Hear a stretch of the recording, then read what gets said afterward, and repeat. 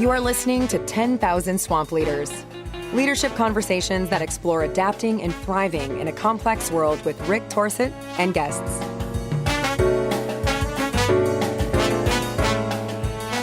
Hello, everyone. Welcome to 10,000 Swamp Leaders podcast. This is the podcast where we hold a space for conversations with people who have raised a hand and made a decision to lead on what I would call a swamp issue. Something that matters so much to them that they have altered their work, they've altered their life so they can make that difference. In short, what we're doing is talking to change leaders, people who are really affecting the world in positive ways. Today, my guest is somebody that I met, I think, Rachel, in November. Rachel Musson here. She is the founding director of ThoughtBox Education in the United Kingdom, but as I learned, all around the world, actually. So, Rachel, welcome to the podcast. Thank you, Rick. It's a pleasure to be here. Hey, it's going to be good. You're up to a lot of things. Where I want to start is I want you to help the listeners have a context. So tell them what you want them to know about you and the work, and that will get us rolling, and then we can go from there. Thank you. It's such an interesting kind of starter because it's sort of which avenue to go down. But one of the things I've realized recently, even though I've been running this organization for 8 years and I left the classroom 11 years ago, I still feel that I'm a teacher. You know, I was a teacher for a long time, and this work is very much rooted in my love of education, my love of children, and my deep desire to support a kind of healthy education system. So I guess what I want people to know about me is the identities that we become are always sort of part of the kind of continued conversations that we're in. And I guess the other thing I would like to kind of lead with is this appreciation I have of authentic leadership and of living by the values with which you are working and sharing and preaching, for want of a better phrase, and the joy I find in having a purpose-led livelihood whereby the way I live is feeding into the work I do, and the work I do is supporting the way I live. And it's a kind of co-creative space. I am living what I'm supporting and sharing, and that is a joyful space. Okay, so let's help people understand a little bit about ThoughtBox Education, because that's what you built.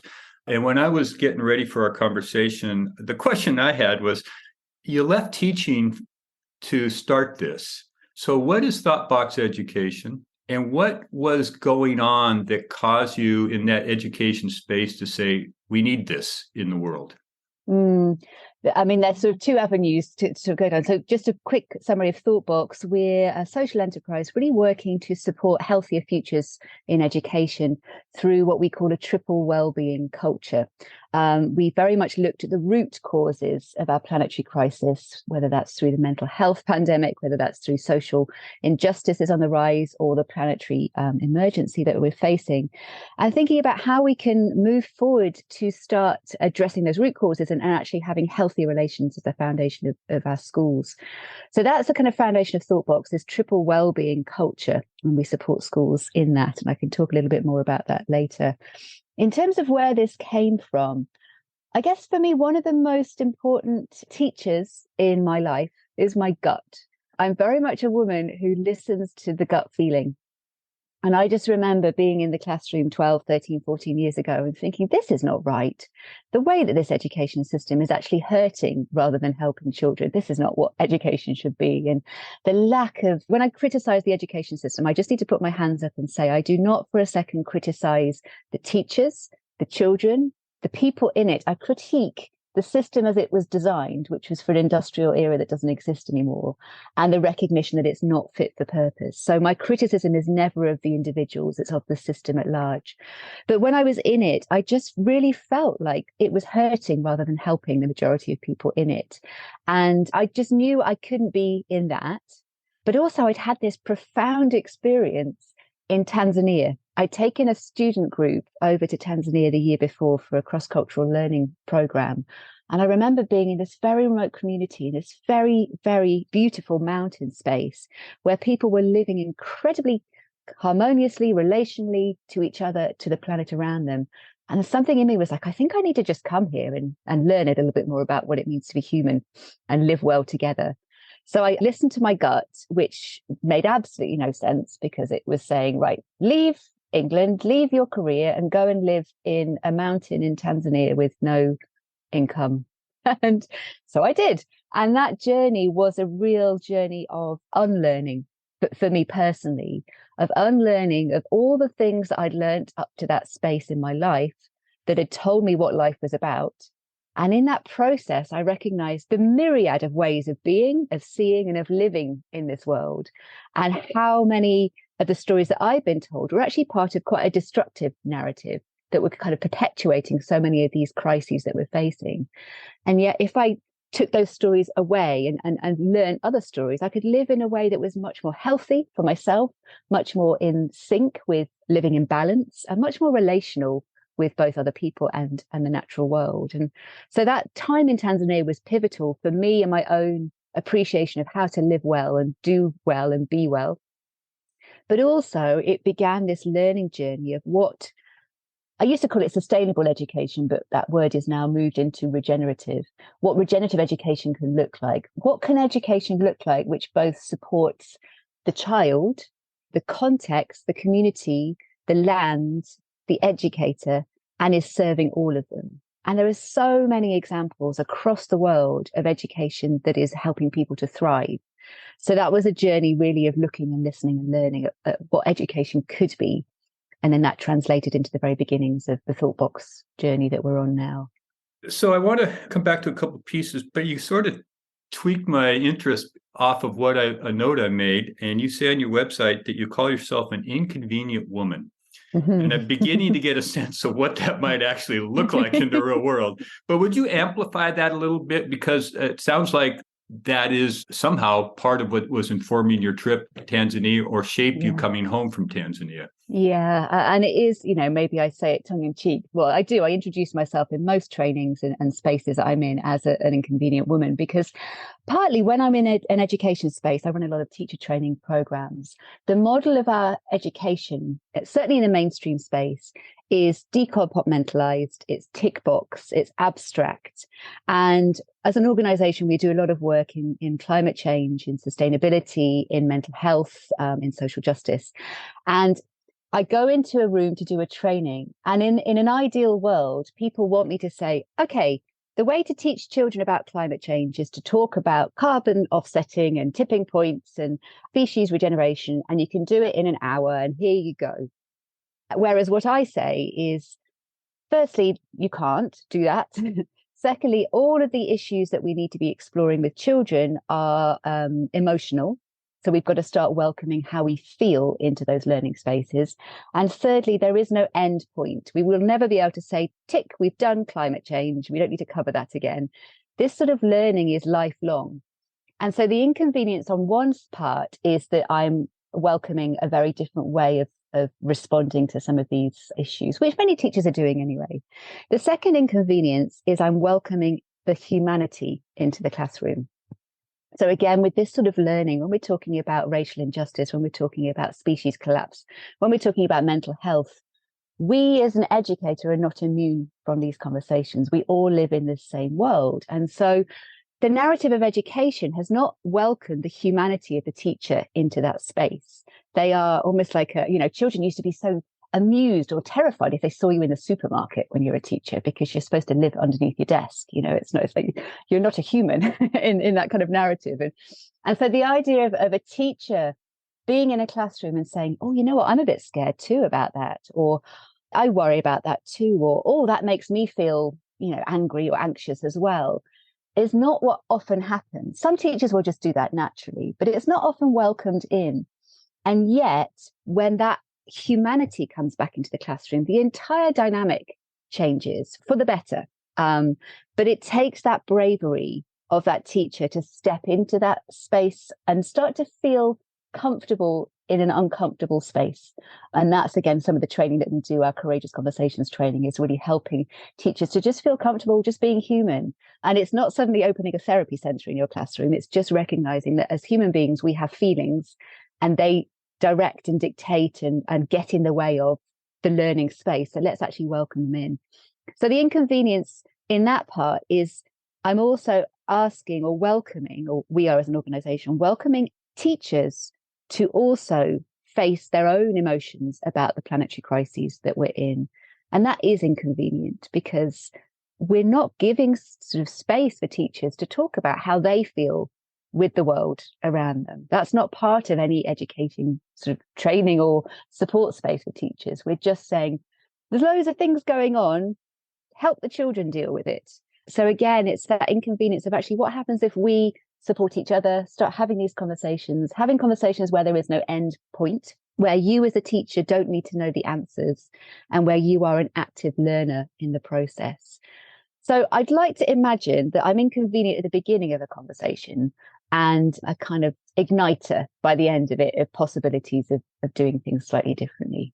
I am imagining, having been educated in the Catholic school first, and then in public school and a long time ago, but I can certainly see that what you're addressing was also prevalent back in that time. I'm wondering, what was the difference between what you thought you would encounter versus what you actually encountered when you returned from Tanzania with these ideas and you're going into a system? And I want to talk about systems thinking here, so maybe you loop it in here, because I know that's a big deal for you.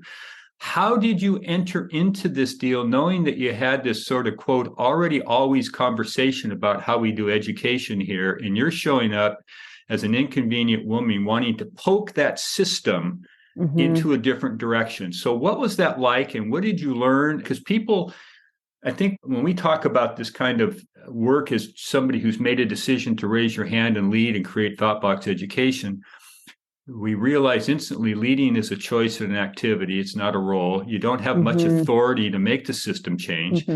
So what did you encounter? And I'm going to assume you had to adapt some of your lofty ideas to make them work in the real world. So tell people a little bit about all that. Yeah, and it's a place that we call the bridge. And I dance across the bridge on a daily basis. And that bridge space is the bridge between what is a dying system and whether we are ready to accept it or not. The education system as it stands is not working. It will not sustain itself. It's falling apart. We've just had an agreement for a national teacher strike in the UK, and it's across the world in these mainstream models. So as a system, any system is in kind of the final stages. And as new paradigms of different forms of education are emerging, there is quite a chasm. We don't know what another education system can look like. And actually, I would argue later that we don't want another one model fits all system, because that's part of the problem. But we can't quite see what it looks like yet. And so in that in-between space of moving away from this competitive, decompartmentalized, high stress state into a more active, collaborative, community-led, individual kind of autonomy-led learning space, there is a chasm. And, exactly what you just said there, me going into a mainstream school and talking about systems thinking, regenerative practice, everybody's invited. That's lovely. But a teacher has got to tick a government inspection box to prove that they're doing what the government is asking them to do. And so where does that fit? Where does that happen in the system as it is? So there's a lot of work in translation that happens across that bridge.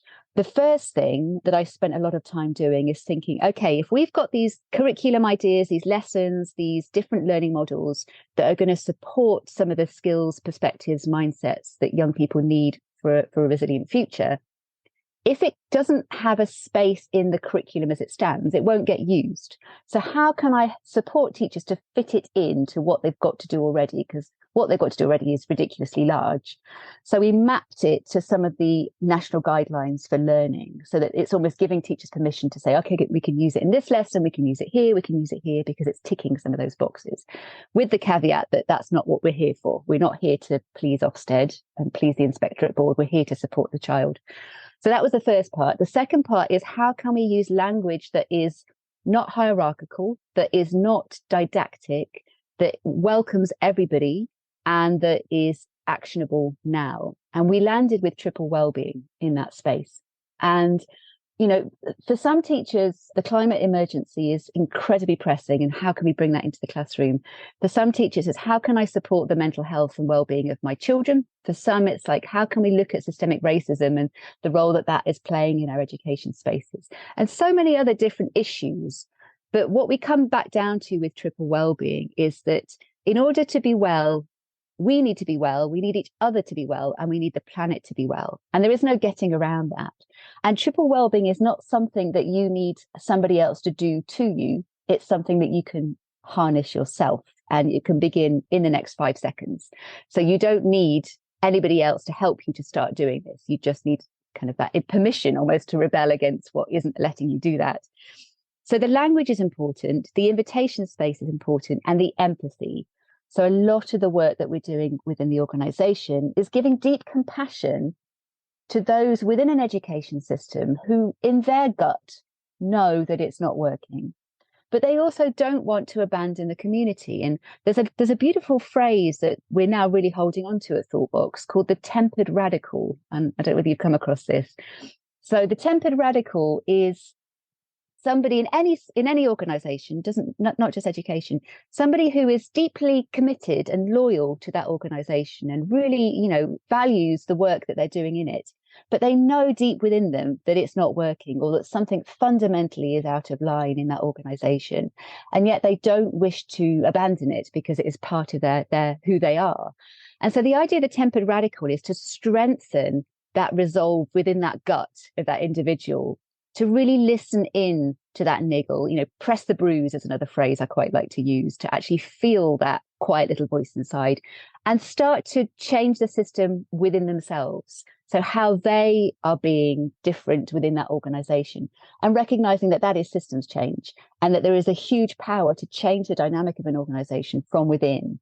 So there's also that recognition at ThoughtBox that we're supporting systems change from within, literally with an individual in how they are looking after themselves or how the dynamic is in their classroom, as well as poking kind of government policy to try and change the system from without. So there's also that bridge space of where system change is happening. But with this caveat that some educators will be very much recognizing that the entire education system in itself needs to change.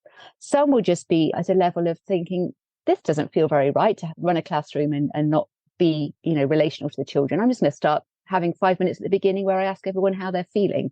And that very sort of individual notion of something's not right, but the celebration that all of that is systems change for a healthier future. Does that make any sense in terms of bridging?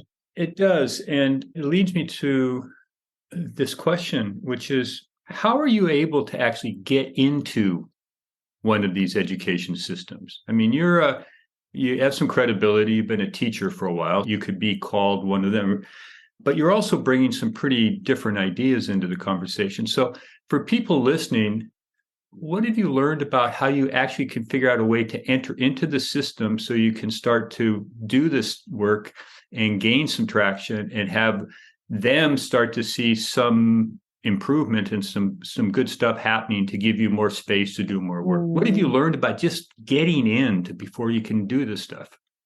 Number one, active patience. Okay, so tell everybody what active patience is. So, I think we're finally being understood as an organization for what we're trying to do. We've been doing it for quite a long time. And so it's that notion of being ahead of the curve, but that's okay. And when there is a space and a recognition of, I think we need to be addressing some of this in school now. We've been saying that for quite a long time, but it's fine because it's great that people are coming into this space. And actually those 8-9 years of active patience have allowed us to really fine tune how we do that. So, but I mean, with active patience, it's not necessarily sitting here kind of twiddling your thumbs thinking, come on, wake up everybody. It's actually process. In that time, we've learned so much about how to do things and how not to do things. So secondly, fail consistently, because every time you fail, you learn something. And when I started, I was naive. And that's also a great thing. Be naive and, don't apologize for that. I was naive in thinking, well, of course, everybody will want to bring this into school because look at all the things that are going on in the world. Of course, we want to be talking about that in school. And so that blind naivety just continued that resolve that, well, this is necessary. As you mentioned, being a teacher really does help. There is this beautiful, if not a little kind of negative at times, recognition that if you've not done the job, what right have you got to tell those who are doing it how to do it? And I completely empathize with that. And so 4 out of 5 of our core team are teachers. And there is both deep empathy in that, so that you are speaking from a point of having done it. But there's also a recognition of how to speak the language, because you know what, and also what you know what a teacher's life is.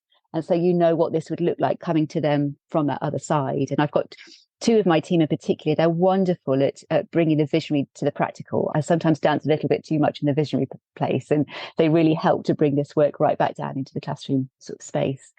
So having that experience in the classroom really has helped. But also, I think one of the things that really we're trying to do is to make it as easy as possible to bring this in. So one of the reasons that we got known, and we're still very tiny, so we're not really known, is that we made a decision 4 years ago to create a program for every school-age child that would be free and be free for life, that was really helping to explore the climate and nature crisis in the classroom. And there's a 4-part program for every school-age child. And that got us from working with, I think, 25 schools to 3,000 schools in 6 months. And, some of the schools we don't necessarily have a partnership with. They've taken the resources, we know that they use them, and it was thank you and goodbye. But that has also felt important to have consistency. We're consistent in the messaging that we use, that this triple wellbeing is sitting at the heart of everything. We're consistent also in the core values that we hold within an organization. We practice what we preach as an organization. We're a triple wellbeing organization. We're consistent with the core skills that sit at the heart of everything. So we have critical thinking, systems thinking, and empathy and compassion as the kind of 3 elements. It's thinking, feeling, connecting. So that consistency throughout. And we have a consistency with being as teacher friendly as possible. So again, making everything that we make, how can it be used in that classroom tomorrow without anyone's permission? And that's important. The permission bit is an important part of this, because within schools, often you have to have permission from the government or from the school system to be doing certain things in classrooms if there isn't permission in the timetable already. So how can we give teacher permission to bring this into the classroom space, and what does that look like? You have a manifesto, Mm-hmm. and I like manifestos personally. I have one. But the reason I bring it up isn't so much for that, is I think that when I was looking into your work, it struck me that you've done a lot of thought and executed some structures and some processes and some philosophies that represent the organization, so that it's a place that newcomers, I would guess, into the organization have some guideposts to figure out who we are and what we do, what we stand for. So if I get to those choices and decisions I have to make, I've got backing against that. So would you talk a little bit about why the manifesto is important to you and what it is, and a little bit of delineation of the 3 elements so that people understand contextually why this is the work, or why this manifesto slots into the work of ThoughtBox? Yeah, I mean, I think it comes back to what I said at the very beginning, that notion of authenticity. If as an individual, you're not practicing what you're preaching, that there is a complete dichotomy between the work you're doing and the work you're living. And so there was a deep recognition within this that has not come through thought, it's come through living, that if I believe in this, I've got to try it, and so that notion of actually practicing what you're preaching, and the Triple Wellbeing Foundation that sits at the heart of everything that we do, with this notion of simple, deep connection. Like, what does it look like to live your life through a triple wellbeing lens? What does it look like to have self-care as part of your job and make it my job to look after myself? And actually, that is a value that I put at the heart of all of our work. If each of our team is not looking after themselves, something's gone wrong. How does it look like to work it both in an organization and in my own life to look after the people around me? And again, we look after each other on the team, and I look after, people in my life, and they look after me, and having that culture, that mindset of just practicing that as a foundation. And then what does it look like to care for and sort of connect with the natural world on a daily basis? What does it look like to have that deep relationship? And where that's not happening, something has gone wrong. So I think having the values that aren't, it's very easy. And I did a school for social entrepreneurs year-long training. It's very easy as an organization to have values, manifestos, missions on a wall or in a guidebook that look wonderful, that feel wonderful when you have that team day and come up with them, and that sound fantastic, but that don't really do much other than look fantastic, sound fantastic, and sit in a beginning of the guidebook. And so I guess the manifesto, the kind of deep autonomy of the organization, is that we're a living, learning laboratory.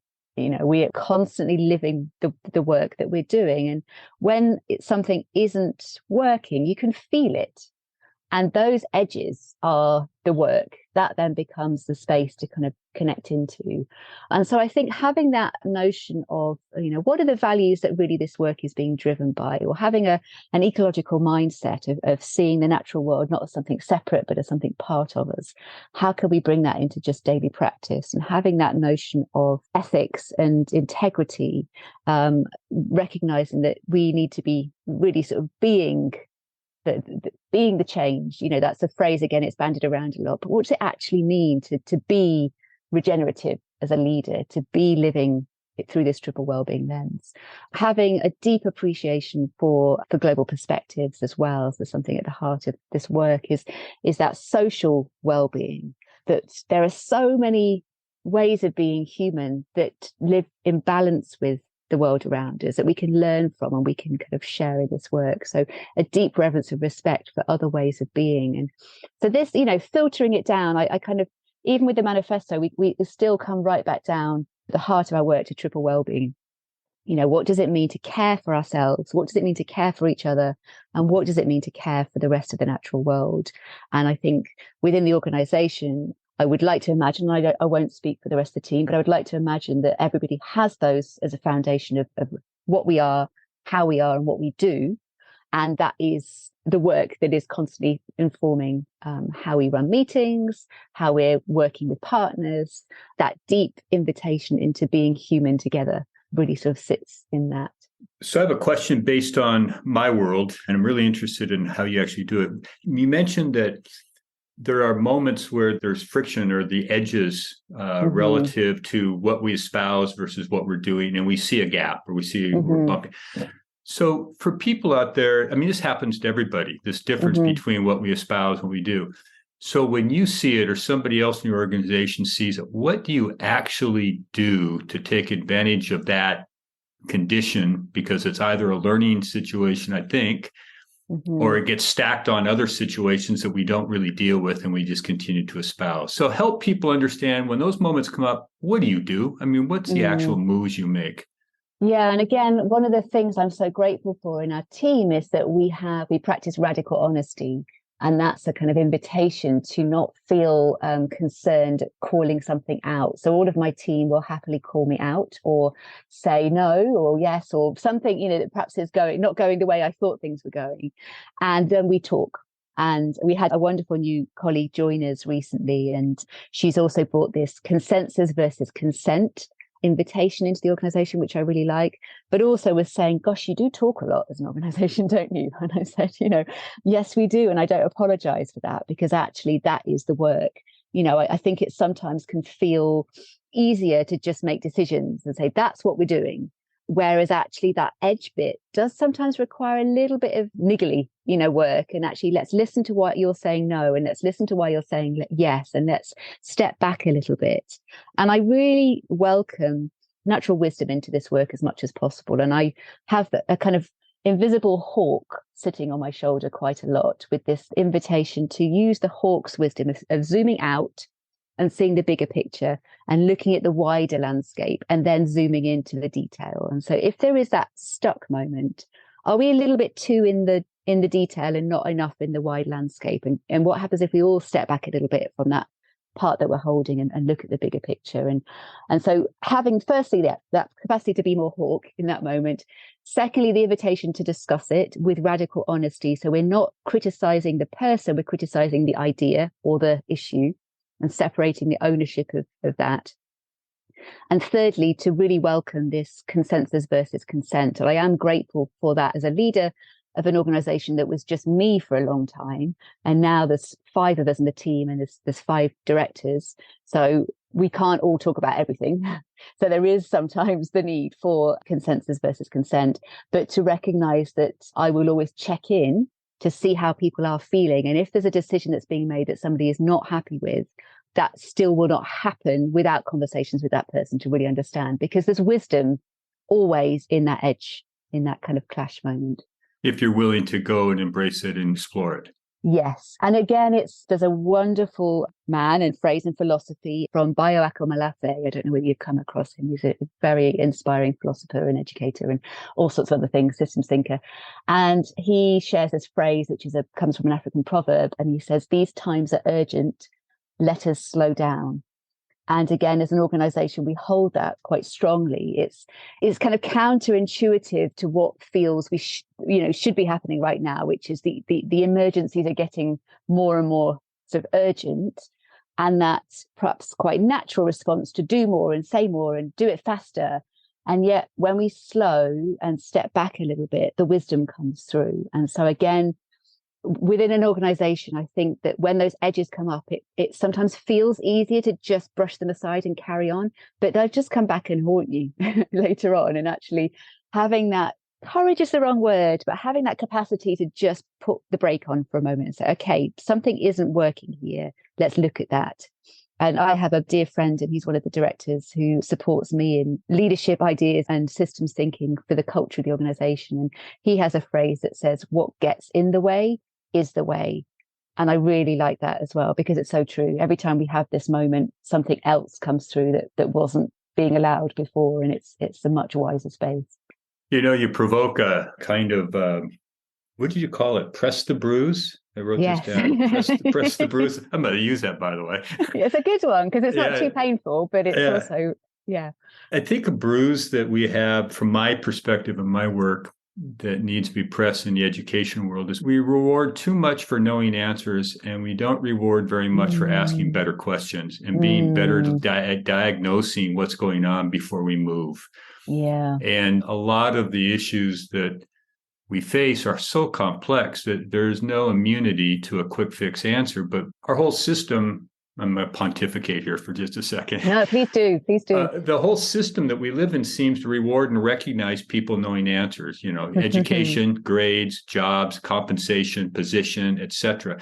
And then if you rise up high enough, you finally reach this place, if your organization is doing anything meaningful, where, oh, wow, there's no answer to this. And I'm prepared skill set wise to figure out. And so the quote, I think, is a provocation to that moment in time. And I just wish that we could help people be better prepared, so the response time between when they realize they're outwitted by this challenge is condensed, so they can actually step back, slow down, and figure out what a move is. So that's my own pitch into the education world for you. And there's two things have just popped into my head. One, so when I was out in Tanzania, I ended up writing a book which still sits on my computer, and the book was kind of the foundation of ThoughtBox unwittingly, and it was called Enough ? Full stop. And it was really this deep dive into the kind of education journey that had taken us from living where learning was lifelong. Learning was contextual, learning was constant, learning didn't have an end point. It was just constantly inquiry-based, exploratory-based curiosity, into this journey of enough kind of exclamation mark, where it's actually on this trajectory to more, better, greater, bigger. And then what? Where's the end of that? And the end of that is the kind of crisis that we're in. And then this full stop of finding peace with being in balance, and actually that notion of who you are in this world, being an inquirer, and the journey of learning being something that is in yourself to kind of move through. And the second thing that just popped up in my head, I would like to bet, without being too arrogant, that I could guess for every single person listening to this podcast what the most spoken word was in their first probably 2 years of life. And it would be the word why. Maybe the first 3 years of life. The word why is one of the most common sort of words that come out of a child's mouth. We are born innately curious about the world, and we want to know why. And it is, as a parent, it's one of the most annoying words after a while, because every single sentence you ask, the answer is why to every part of it. And yet that for me is the joy of all of this work, because that innate curiosity is inherent in all of us. It is absolutely live in children, and it just gets quashed, I think, as the education system as it goes along.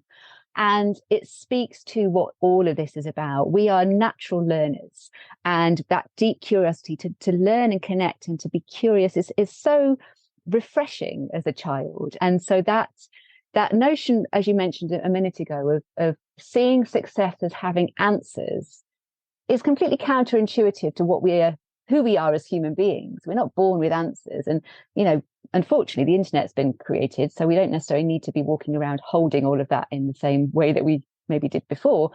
But that wisdom that comes with recognizing that life is a question, and the more questions you ask, the more deeply you connect to this incredible, extraordinary world that we're in, and that there is no end, that there is never, I know it all, brilliant, here we go, I've reached the end, I now know. That's nonsense. And so this journey of having authority through knowledge doesn't make any sense if you actually question it. But that's also kind of the paradigm, like paradox, isn't it? You just not questioning that. I'm with you. We're hoping our conversation gets a few more people traveling this road too. Yeah. All right. So last question on ThoughtBox. What excites you about the short-term future for your organization? We've just opened 4 days ago something called the ThoughtBox Hub. And this is a space, a place, a community to actually bring together those tempered radicals so that they don't feel like lone wolves. It's a place to actually really learn, share, and grow together, and recognize that this is a journey and that we need to give each other permission to rebel. And this is the very first time since I started this work that we've belonged somewhere. And yes, it's a platform, so it's not a home. But because we work all over the world, we can't have a physical home. But we've literally just launched it. We're launching it officially to the rest of the world later this week. And so it's a place I'm hoping that can really start to give confidence to some of those teachers who are feeling something and know that something isn't right, but are not sure how or what or where to go with that. And a place that we can be having some of these conversations in a safe kind of environment, that we can kind of be listening and learning from each other, that we can really welcome in the global educators that we've got. There's such wisdom in some of the schools and the communities that we're part of that doesn't get a platform often, because these are teachers perhaps from the global south or teachers from marginalized communities. So giving that autonomy and that diversity.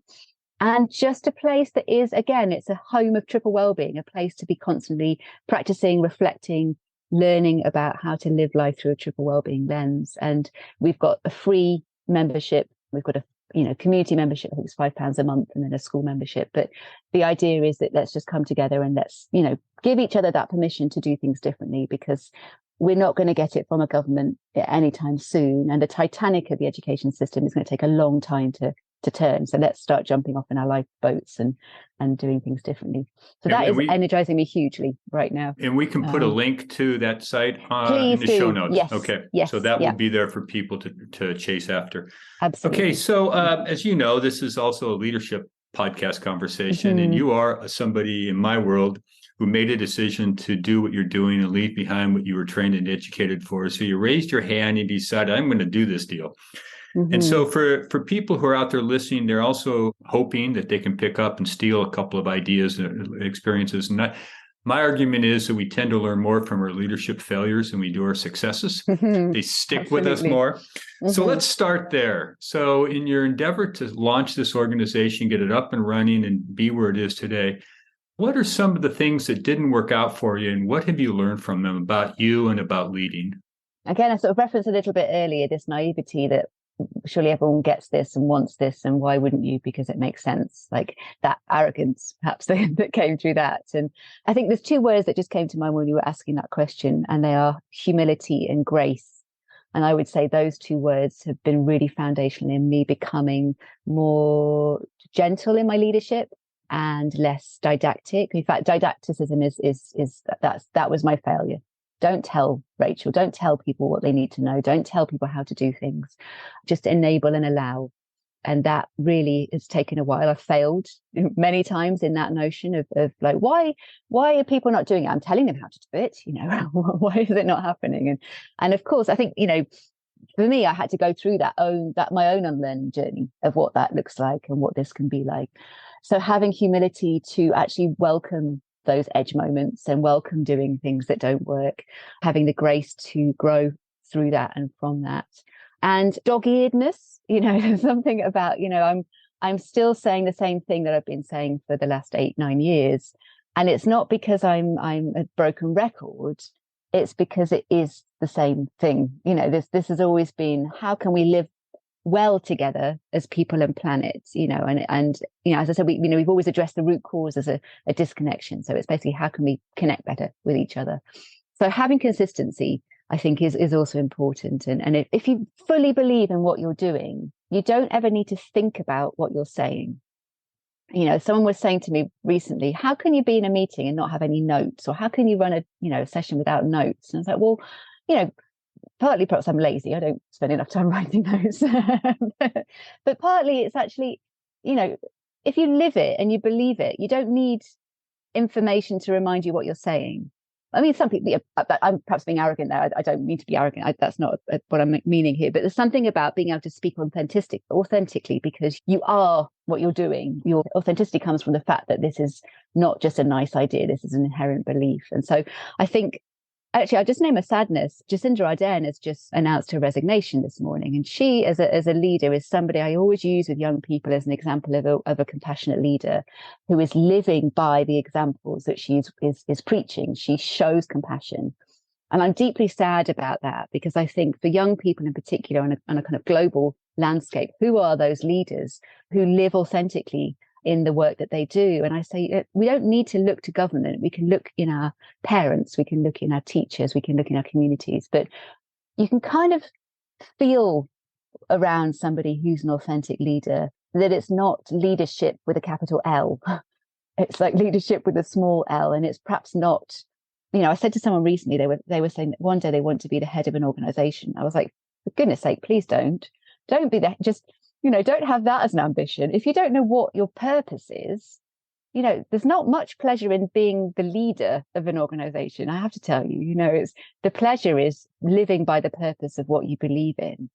And I also feel if you fully believe in the purpose, the leadership just comes through it. It's not, you're just living by that. But I would use a small L, if that makes sense. You generate a couple thoughts for me here, a couple questions, because I saw the news today too, and I thought the same thing. Oh man, the world has lost a voice. I don't, she's young. I think we'll hear her again. But I was struck by her comment that this job takes a full tank of gas and I don't have it.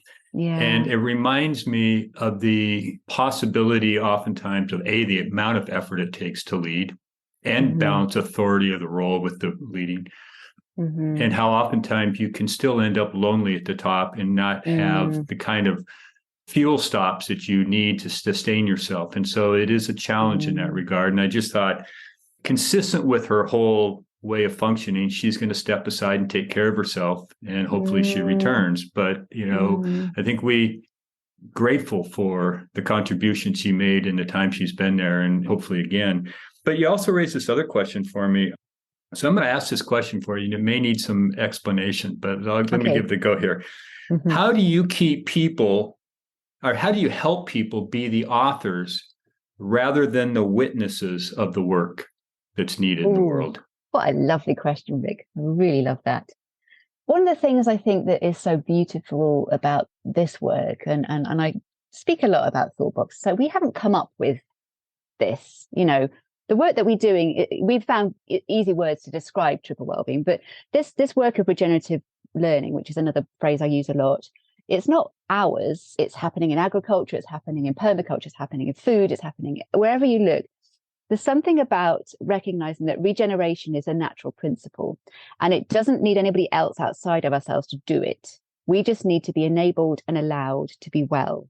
And so that notion of authorship in our own lives, we've fallen into the trap of, and I don't criticize us, I think I criticize the systems that have been a part of our narrative. In this culture, in this paradigm that I'm in the Western civilization, we've fallen into the trap of thinking, I can only become if other people let me. And I can only do this if I'm told how to do it. And go back down to that little child in you that you didn't need people to tell you how to do things. You just did it, and then you got told off for doing it. Probably that was normally how most children's childhoods go. But we know who we are. We know deep down what's in us. And there's a lovely phrase my old English teacher told me once. He's like, you are the best friend and the only advocate that you will have with you for your entire life. You're going to spend every single moment of every single day with yourself. So if you're not kind to yourself and you don't love yourself and you don't hang out well with yourself. We've got a pretty long, miserable journey of friendship there. And I think there's something in that notion of actually, let's listen in to who we are and that deep authenticity that we have in us that knows where we want to go and doesn't need permission. So that I'm going a roundabout kind of narrative here. But what I love about the work we're doing at ThoughtBox with regenerative learning is that the two keywords are enabling and allowing. And that means, what do you need to be enabled and allowed to do this work? And the allowing isn't permission. The allowing is what is getting in the way of you being able to do this? What are the blocks to you being able to be that author of your own, destination? And how can we help dismantle those and move past them? And then that enabling condition for you to just then journey on. And a lot of that enabling and allowing is actually a process of remembering how to listen into yourself, remember how to listen to your gut feeling, remember how to have that confidence to just step over the edge. And the world doesn't fall apart. In fact, it probably gets a little bit more energizing when you do. So I think that's a really rambly answer to a beautiful question, but just some of those nuggets that kind of came up in me there. Well, decent questions produce rambly stuff because, we're actually having to think of something new and original rather than something we've already said a few times. Okay, so if you like that one, let's try this one. Okay. So what gifts do you hold on to that haven't yet been used in the work that you're doing that would make a difference? Gifts, yes. Oh, gosh. Oh, I love that question. Joy. Now, let's go with that one. That one's just come into my head. So I'm really finding such joy in my life and such joy in this work. And it's sat uncomfortably with me for a while because I was like, well, I spend a lot of my days reading like the IPCC report and, the Teacher Wellbeing Index and deeply distressing, horrific stories of civilization in collapse. Why on earth am I feeling joy? And what should I do with that? And let's just keep that quiet. And actually, I've recognized, and I've read a lot of Rebecca Solnit's work looking at George Orwell's Roses. And she talks a lot, when George Orwell was fighting fascism, he also had a rose garden and really enjoyed stand-up comedy, I think it was. And he found he had to live by joy to be able to meet the grief of the work that he was doing. And I feel there's such energy in actually really celebrating the exquisite beauty of the world that we're in and living through joy, because we generate joy. Pleasure is given to us and it's an external, it's almost like candy floss diet of, pleasure and pleasure seeking. It's like a commodity, whereas I can generate joy.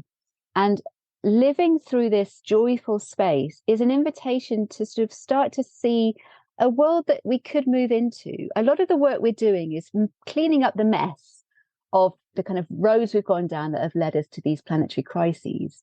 But I'm hoping that the mindset isn't that the future of humankind is cleaning up mess. Really, the narrative is let's stop making mess in the first place so we can actually live in balance and live in harmony and be well and thrive well together.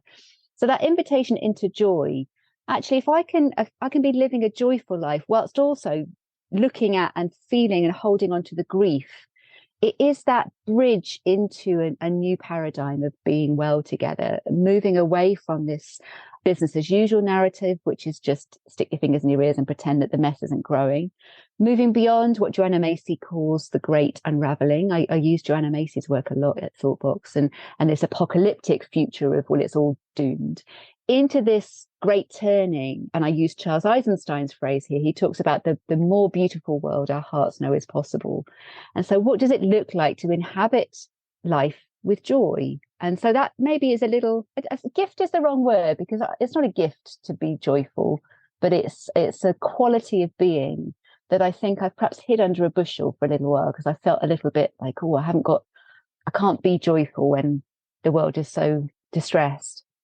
And yet I think it's okay, because I'm not naive about the distress of the world, and actually I'm meeting it and facing it and holding it. But I need to be well as well. And actually I know if I just sit in the IPCC reports, I will burn out.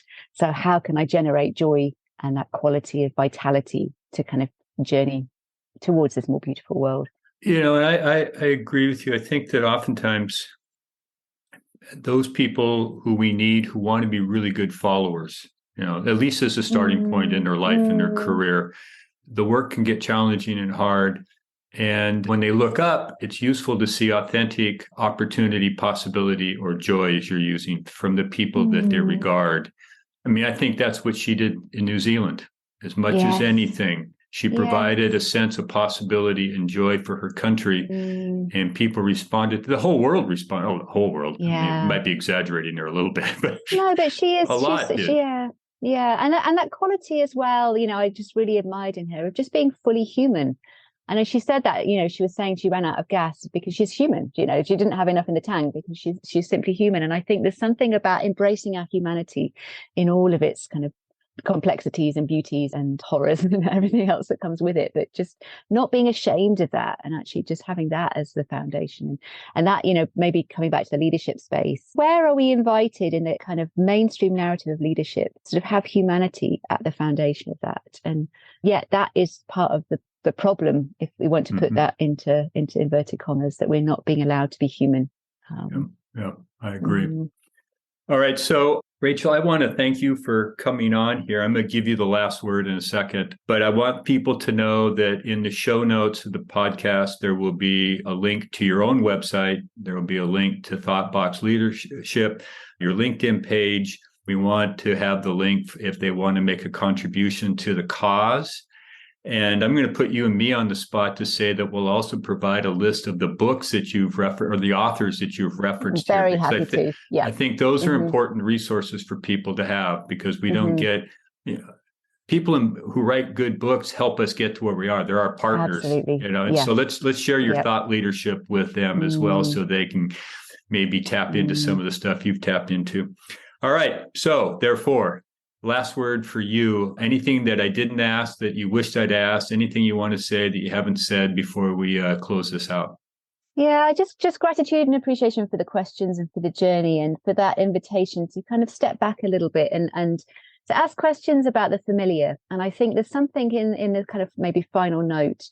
The original tagline for ThoughtBox was inverted commas, teaching children how to think, not what to think. And I didn't like that after a while because I was like, I don't have the right to teach children how to think. We know how to think. So I guess my final note is an invitation for us all to remember our 3-year-old self as much as we possibly can.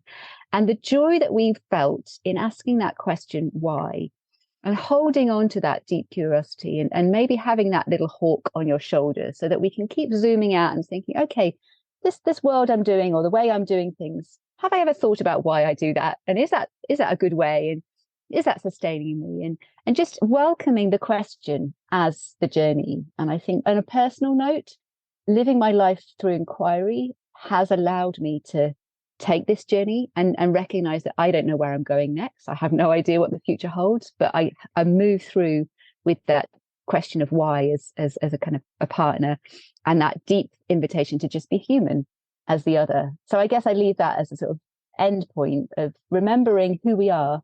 It innately is that deep kind of curious child that wants to explore the world, and just being kind to ourselves that we have flaws, we are fallible, we're human, and that's not something to be apologetic for. It's something to actually welcome into as many spaces as possible.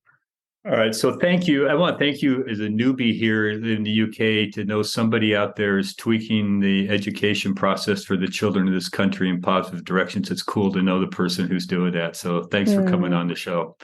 Thanks, Rick, and thanks for the conversation. You're welcome. Thank you for listening to 10,000 Swamp Leaders with Rick Torsett. Please take this moment and hit subscribe to follow more Leadership Swamp conversations.